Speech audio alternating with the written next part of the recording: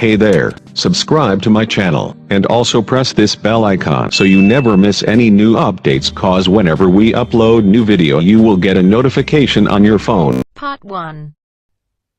You are going to listen to a telephone conversation between a caller and a call center operator. As you listen, complete the numbered spaces in the identification form in the book. First, you have some time to look at questions 1 to 5.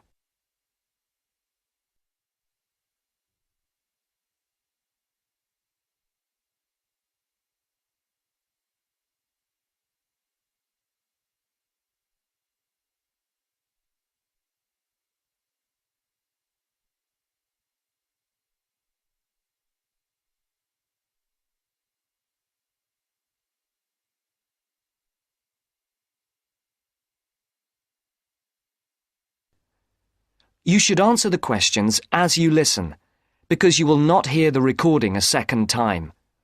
Listen carefully and answer questions 1 to 5.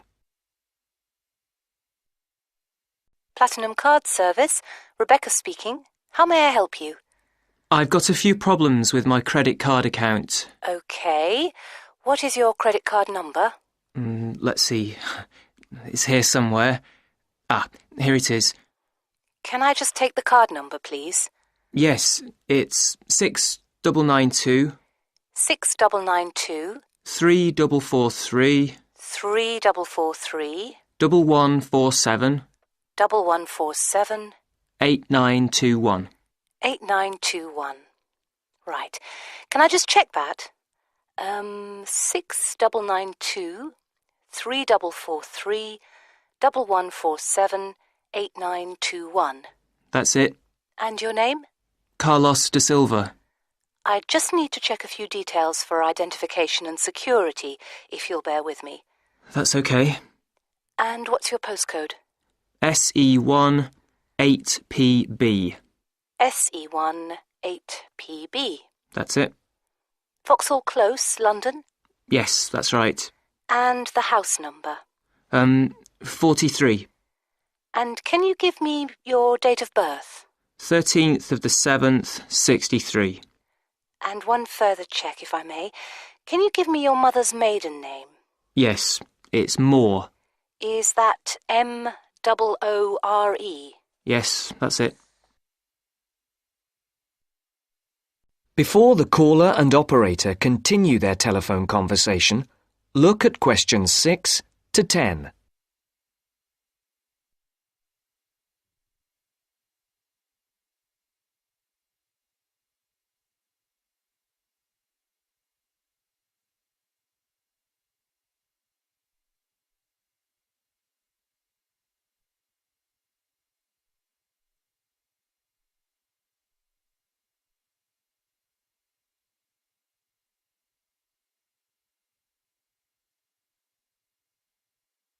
Now listen to the next part of the conversation and answer questions 6 to 10. For these questions, there are 3 alternatives: A, B, and C. Decide which alternative is the most suitable answer and circle the correct letter. Yes. Now, can we get on with this? Yes, sir, certainly. I'm sure you'll appreciate that all these checks are necessary for security reasons. So, what exactly is the problem? Problems? Okay. Well, first, your computer seems to have gone mad. I sent you £500, and on the statement for the account, it shows that I only paid £300. Yes. The account does only show £300 was paid.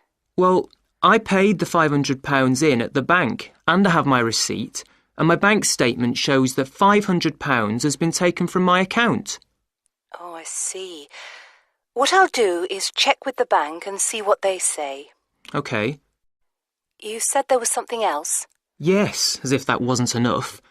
My account shows that £107.27 was paid to a company called Pan Express. I don't know who this is. Let's have a look. Well, it is genuine. I can assure you it's not mine. It was made on the evening of the 12th of May. Maybe it's a restaurant bill you forgot about? There's no way that... Oh, wait, hold on. Yes. Oh, it's okay. I've just realised what it is. It is a restaurant bill. The name of the company is different from the name of the restaurant. My mistake. I'm sorry. That's okay. Was there anything else? I don't know if I dare. What is it anyway? Well, it's, the amount of interest seems to have gone up. If you look at your statement for April, you'll see that the rate went down from 16.27% to 14.99% that month. Oh, yes, you're right. Was that everything? Yes, basically, it is. Okay. And can you check my payment? Oh, yes, I'll do it. Can I phone you back? I'll be at home for the next 2 hours. I have to leave at 11. Right. What's your number? 020 7989 7182. Hold on. 020 7979? No, it's 7989 and then 7182. So it's 020 7989 7182. Yes, that's it. Okay, I'll phone you straight back. Thanks. Bye. That is the end of part 1. You now have half a minute to check your answers.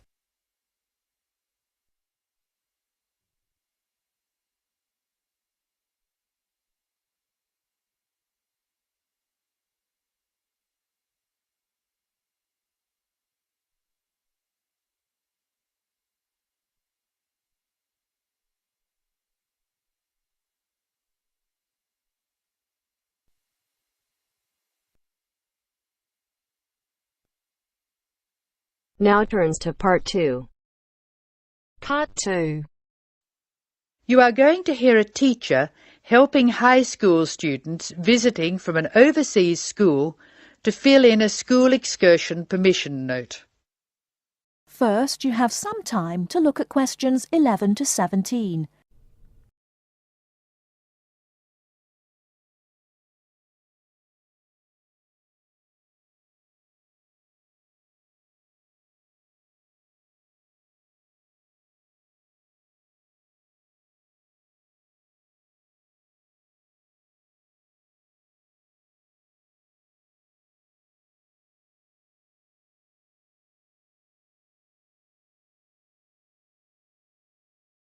Now, listen carefully and answer questions 11 to 17. Good morning, students. My name is Mrs. Brown, and I'm in charge of the school excursion next week. Please take out your school excursion permission note so you can fill it in. For insurance purposes, this note must be signed by your guardian or the group leader. First of all, fill in the name of your class. Everyone here is in 3A, aren't they? So write 3A where it says class. We're going to the Blue Mountains, which is great. So this is the school excursion to the Blue Mountains. The day we leave is Monday. That's Monday, June 10. We are travelling by bus all the way, so we don't have to worry about changing trains or anything like that. The bus will leave from the front gate at 8 a.m. I know we usually use the side gate, but because of the roadworks we will be using the front gate when we leave. However, when we return, the roadwork will be complete, so we'll use the side gate. We expect to be back at 6 p.m. It's going to be a lovely day. Your teachers will give you tasks to do when we arrive. We'll provide fruit and fruit juice on the bus, but you must bring your own lunch. While we're on the excursion, we'll be moving around a lot in some fairly rough country. Be very careful to wear strong shoes. It's very important that you look after your feet very well. Now, does anyone have any questions they want to ask?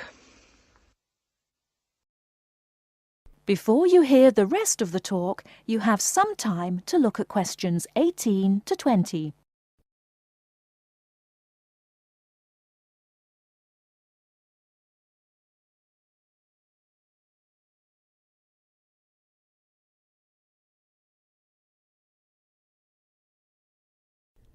Now listen and answer questions 18 to 20. No questions? OK. I'd just like to fill in a few more details. The bus should arrive in the Blue Mountains at 11 a.m. We'll have time to do the first of our tasks before lunch. The bus is not a new one, but it does carry one piece of special equipment, a first aid kit. I certainly hope we won't have to use it, but it's nice to know it's there in case we have a medical emergency. The other class on this excursion is 3B, so I know it'll be a good day. The last time 3A and 3B went out together was a thoroughly successful excursion. That is the end of part 2. You now have half a minute to check your answers.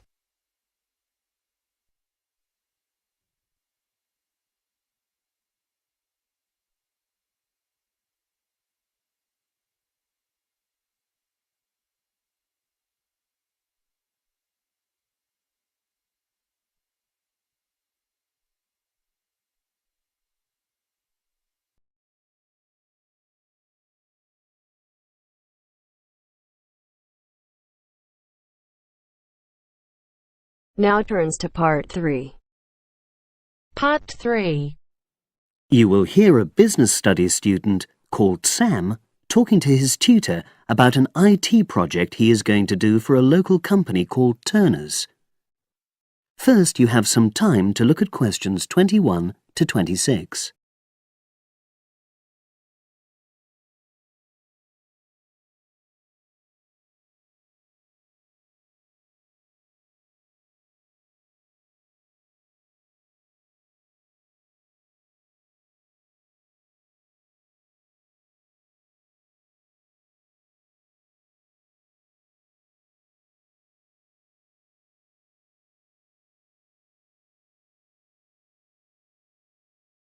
Now listen and answer questions 21 to 26. Hello, Sam. Come in and sit down. Thanks. You're here to discuss your company-based IT project, aren't you? Yes, I've been to see the manager and he's given me a lot of ideas about projects that the company would find useful, but I wanted to ask your opinion about them before I choose one. Yes, that's fine. Now, this company's called Turner's, isn't it? That's right. It's a small engineering company. They make machine components for trade use. They're well established. They started in 1976, but they're a bit old-fashioned. Okay. And what kind of projects did Turner's suggest you could do for the company? Well, they want some improvements made to their customer database. The one that they've got at the moment isn't very useful in some ways. I had a quick look at it. That would be a very straightforward project, and it'd be simple enough to evaluate, but I don't think you'd get enough out of a project like that. You wouldn't learn anything new. Well, another project they suggested is to do with their online sales catalogue. At the moment, customers can look at their products, but they can't actually order them online, which must affect their competitiveness. But I said I thought it would take too long. It's quite a big task. You're right. It's too much for the time you've got. It's a pity, though. Then they want some help with their payroll system. At the moment, the way they calculate pay involves a lot of manual accounting. I suggested they could have a system where employees register electronically when they arrive and leave work, so the hours they do could be transferred automatically. I think you'd get a lot out of a project like that. It would extend your skills, but it wouldn't be too much to take on. A student did something similar a couple of years ago, but this is slightly different. Well, then they need help with their stock inventory. They do everything manually. Really? Yes, and it takes so much time. It's probably very inaccurate, too. An electronic inventory would probably be the biggest single benefit for the company.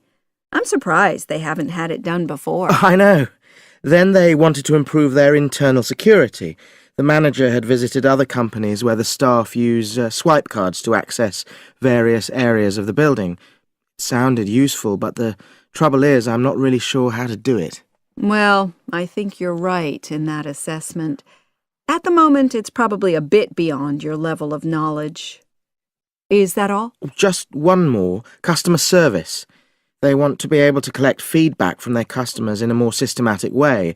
At the moment, it's a bit of a mess, and they probably lose business as a result. Would that involve you going to see customers at their own premises? Because in that case, you might have to do a fair amount of traveling, and that would incur expenses that haven't been agreed with these companies. I never thought of that. Well, it might not be a problem, but it's something that needs clarifying. Well, I hope that's been helpful in narrowing down the options. Yes, it has, thanks. I'll be able to make a decision now. But while I'm here, can I talk to you about coursework? Sure. Now you have some time to look at questions 27 to 30.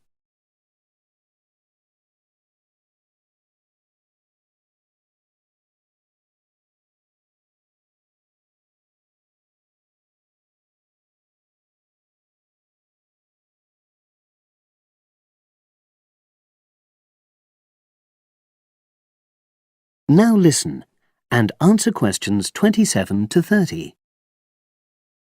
I'm not very happy about the way our group assignment is working. There are some problems. Oh dear.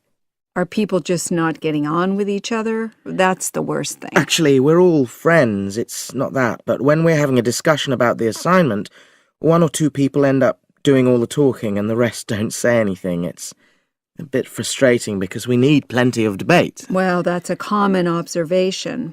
You're studying in a group with people from all over the world, and you all have your own ways of participating. In some places, students are more used to listening than talking, and vice versa. I suppose you're right. I'll try to remember that. Does everyone pull their weight as far as sharing the workload is concerned? I'd say they do, yes. And our group elected a leader. She's very good at making sure no one's overloaded. But personally, I feel that there are just too many of us in the group. Whenever we try to arrange a meeting, there's always at least one person who can't make it. It's not anyone's fault, it's just that we've all got slightly different timetables. Well, I'm glad you've talked to me about it. Feedback is always useful. Is there anything else you're concerned about? There are a couple of problems with lecturers that all the students are talking about. Last semester we had negative feedback about the way lectures were organized. There were several occasions when the wrong room had been booked or the same room had been booked twice, that sort of thing. Is that still a problem? That hasn't happened at all as far as I know. Oh, good. It's sorted out then. But I don't know the reason, but some of the staff often turn up late, so we miss 10 or 15 minutes of our lecture time. It might be because they've been copying handouts for students. I think there's a queue for the machine sometimes. Well, I'll look into that. Thank you for telling me. Anything else?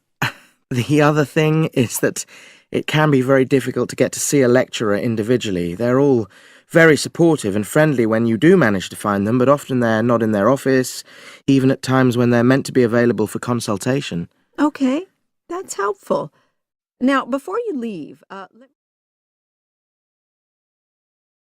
That is the end of part 3. You now have half a minute to check your answers.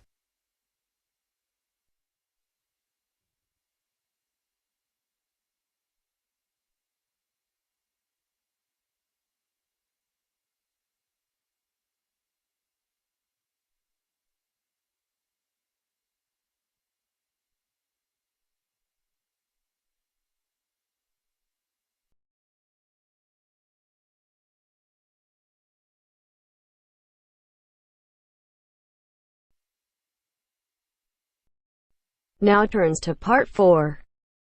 Part 4. We'll hear a speech by the Student Union Vice President for Finance. First, you have some time to look at questions 31 to 40.